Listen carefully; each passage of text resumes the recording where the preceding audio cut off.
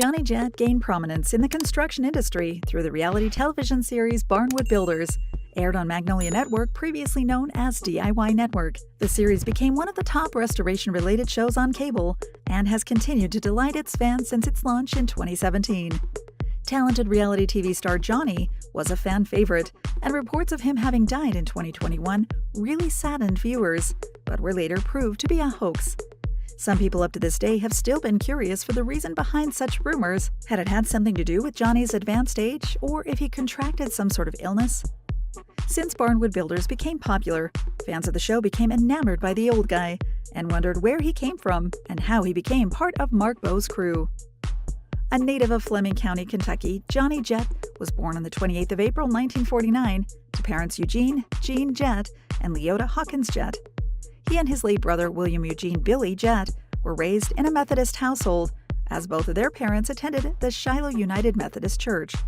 Their father established a business called Jett Heating and Plumbing and was also the superintendent at the Fleming County Water Association for more than 40 years before his death in July 2022. Their mother worked with Randall Company before she retired after 23 years of service and passed away in 2010. Johnny had a happy childhood. He attended local schools in Goddard and Flemingsburg, and when he was in 4th grade, he and his friends would sometimes sneak out of school during recess time to swim or fish in the nearby creek, recalling that it got them into trouble with their principal. It was Johnny's older brother Billy who was the first to enlist in the U.S. Army and was shipped to Vietnam. Due to the horrific situation in Vietnam, Billy advised their father not to allow Johnny to enter the Army and instead persuaded him to enroll into college. After Johnny's high school graduation, he attended classes at Morehead State University for 1 semester, but he was never interested in studying, claiming that he had no idea what the professors were talking about. And as a result, he failed in all his classes except for art and literature. Armed with knowledge, what he was good at, he went to Maysville Community College and took vocational classes to become a draftsman. After his vocational course, Johnny started working at Cincinnati Milling Company in Ohio, spending a year there working on a project which involved drafting, board sketching, and drawing. By 1969, he was drafted into the Army and went to Fort Dix, New Jersey for his basic training, which lasted 6 weeks. He wasn't shipped anywhere but was given an engineering project, so this meant he was back on the drafting board once again, which he did for the next couple of years. In 1971, he went to Vietnam, and while he never got around to shooting anyone, getting shot at became a regular thing, especially when his platoon was moving between places. When Johnny returned after the Vietnam War, his father offered him a job in his water company, which was easy for him, as he used to be his father's gopher when he was growing up. At the time, his brother Billy was already working as a carpenter on projects such as taking down old log cabins. This inspired Johnny to build one for himself. There was one cabin which he was interested in, but it was on lease to a brother and sister who were still living in it. However, when the sister passed away and the brother was sent to a nursing home, the owner offered it to him, but curiously, only if he could tear it down and put it back up. Johnny and Billy did exactly that and rebuilt it on the family's farm. Unbeknownst to many people back then, Johnny had become dependent on recreational drugs during his time in Vietnam. Now, marijuana and heroin were easily sold everywhere, even on the streets. It was the only thing most of his friends and coworkers turned to whenever there was an idle time, and when depression set in. However, when he returned home to Kentucky, it was easier for Johnny to get off them, as the recreational drugs weren't available anywhere near him. He realized that God didn't make me an addict, but he will use things like that to turn it around and get to something good from it. Up to this day, he would seize the opportunity to share his story by accepting invitations to be a resource speaker on drug addiction rehabilitation programs. Aside from working for his father, Johnny also went back to painting. His parents said that he'd inherited the talent from his grandmother. While he wasn't a full-time artist, he produced some artwork over the years, and there were people who wanted to see his creations. For instance, his brother had an artist friend who was becoming popular in New York, and who asked Johnny to bring some of his work so that it could be reviewed. It was then that he received professional feedback, some of which he listened to and some of it he disregarded.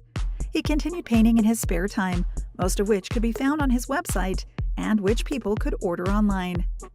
Johnny and his brother shared an intense passion for old cabins or barnyards, but Billy passed away without completing his last project in 1995. Johnny took over and finished the cabin with his best friend, Sherman Thompson, who was also a carpenter, as was Billy. He had so much fun doing it that he told his father that he was quitting his job to focus on establishing a cabin business. Apparently, there was a demand for old log structures at that time. The two best friends started scouting nearby areas for 100-year-old log cabins and expanded their search across the whole of Kentucky. They bought cabins one at a time, tore them down, and stacked them at their boneyard. The two became a supplier for those looking for old logs and offered their services to rebuild for those who wanted their own unique cabin. In 1998, while painting on his back porch, he was approached by a man from West Virginia named Mark Bowe. At that time, Mark was dating a woman who was studying at Morehead State University, and while visiting her, he scoured for old cabins. A few locals directed him to Johnny, as he wanted to help in acquiring Pioneer-era logs or cabins in the area. Mark and Johnny's first meeting was memorable for both of them. His future boss told him, "My name's Mark Bowe, and I'm thinking about getting into the log cabin business." To which he replied, "I'm Johnny. I'm getting out of the log cabin business." Since he and Sherman already knew where to look, it was easy to supply Mark with 100 cabins by the end of that summer. After hauling some cabins to Mark's West Virginia boneyard, his best friend asked Mark if the latter wanted to hire them full-time in his company, and Mark agreed. Since then, Johnny's been part of Mark's business called Antique Cabins and Barns, rebranded as Barnwood Living in 2016. Home improvement or restoration-related reality TV shows proliferated in the cable channel industry and were also made available through several streaming platforms. There was an increase in the demand for these shows as do-it-yourself projects inspired many people to build extraordinary homes without breaking the bank. In 2013, Johnny Jett became part of Barnwood Builders. Aside from reclaiming Pioneer-era cabins and barns in one place, and at times rebuilding them somewhere else, Barnwood Builders also highlighted the history behind these old structures. It was described as part documentary and part reality series, making it quite a unique experience for viewers. The series was hosted by Mark Bowe, who led a small crew of skilled workers to dismantle the cabins and carefully preserve the condition of each log from the structure. If the logs that they took could no longer be used in the rebuilding process of the original cabin, Mark was often able to use them as replacement logs in constructing other cabins. To maintain the authenticity of each structure and maintain respect for the pioneers who painstakingly built them by hand. Rick Kaplan, an executive of a company from New York called Silent Crow Productions, passed by their area with his wife to go skiing about 100 miles from the boneyard and saw some of their cabins. Rick had an interesting conversation with Johnny and Sherman and later on talked to Mark about wanting to film a documentary about their work. They agreed to do a pilot episode to pitch to several networks. However, no one was interested at the time. All of them wanted the American Chopper kind of TV show, in which there were numerous intense confrontations between the cast members. It was one of the requirements of some networks, and if they were willing to do that type of narrative, then they would launch the show. Mark told the crew about this. All of them refused to do it. Several years later, when Johnny and the rest of them thought that TV wasn't their destiny, Rick told them that DIY Network was interested in launching the series and had ordered 9 episodes. They were all surprised and excited that viewers loved it, and it went from there, as Jett shared. After the production company saw how high the ratings were from Barnwood Builders, they wanted 13 more episodes. The show was originally aired on DIY Network, but in November 2022, Chip and Joanna Gaines relaunched it and called it Magnolia Network. Barnwood Builders was actually just one of the few selected series that the Gaines brought over from the DIY channel to the rebranded network. Their audience expanded from about 60 million households to 500 million viewers. In February 2023, the show started its 16th season with Mark, Johnny, and the rest of the crew, such as Sherman Thompson, Graham Ferguson, Evan Canterbury, and Ryan Franklin as cast members. Johnny was the oldest member of the crew, but he was the only one they relied on in using heavy equipment. Each time they needed to tear down a cabin, a forklift was used because the logs were so heavy, and Johnny was quite efficient in operating the heavy machine. It made the job much easier, but he needed a spotter to guide him to avoid damaging the logs and to ensure that no one would be hurt during the process. Then he also didn't have any problem climbing onto the roof when there was a need to manually remove pieces of wood. During the off-season, or if Mark Bowe didn't need the crew for any new project, each of them was allowed to do individual projects. Johnny had been dismantling and rebuilding pioneer-era structures longer than Mark, and when he saw an old chapel that was about to crumble, he immediately reclaimed some of the pieces, to be used again for the next 100 years. He transported the old logs to Fleming County and started to construct a new chapel. When other crew members heard about it, they followed him and helped tear down the old structure. Mark said, "We all love working with him and being around him." The production crew felt that it should be featured in the TV show, and so they filmed it, even if it wasn't in their original plans. Barnwood Living, the company that Johnny worked for, might have done some rebranding to take advantage of the opportunities that came from being in a reality TV show, but the main core of how it operated was still the same, since the day it started. Top honcho of the company, Mark Bowe, believed in the phrase, "Work hard, be kind, take pride," which was the reason why the business became successful. It also continued evolving to adapt to the changes that each year brought to the table. All of the guys enjoyed working with each other, and they continued to thrive. Being on top of the game wouldn't be easy if the boss and his crew weren't on the same wavelength. As the popularity of Barnwood Builders increased over the years, there was a demand for a tour of the boneyard and the store as well, to see how the crew actually restored cabins. However, there were no boneyard tours for fans, since it was a real working site. For safety reasons, the company only allows fans to observe from behind the fence, as the boneyard wasn't set up for visitors.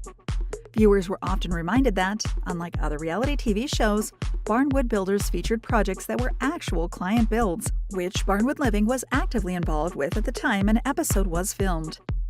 Barnwood Builders fans were shocked when hearing the news that Johnny passed away. Many of them believed the news, since working for a building company wasn't easy and could take a toll on the health of anyone. If able-bodied individuals found it stressful and exhausting, then what more for someone as old and frail-looking as Johnny? Even before the news about his death started circulating online, fans had already expressed their concerns regarding his death. When the matter was investigated, online searches led to an obituary of a man with the same name, an altogether different individual from Houston, Texas. Fans were relieved when they realized that and hoped that Johnny's wife Donna and grandchildren Jonathan and Nicholas, from their only son, Johnny Eugene Jett, who passed away in 2017, weren't bothered by the fake news. While Johnny Jett was taken by surprise by the death hoax, he was pleasantly flattered by those who sent their good wishes. He firmly believed, "I will follow my savior wherever he leads me." As seen in Barnwood Living, the talented craftsman and artist never backed down from hard work, even with sudden changes in the weather. He had always been positive about life and the challenges that he faced now and then. Johnny is quite lucky to have Mark Bowe as his boss and friend, because Mark's main priority these days is to ensure that his crew enjoy a happy retirement package when the time comes, especially for those who have been with the team since day one. Thank you for spending some time with us. Make sure to like and subscribe so you never miss another video. We also handpick these videos, which we recommend you watch next. You can talk to us on all social medias or ask a question in the comments below. Thank you for being with us, and we'll see you back tomorrow.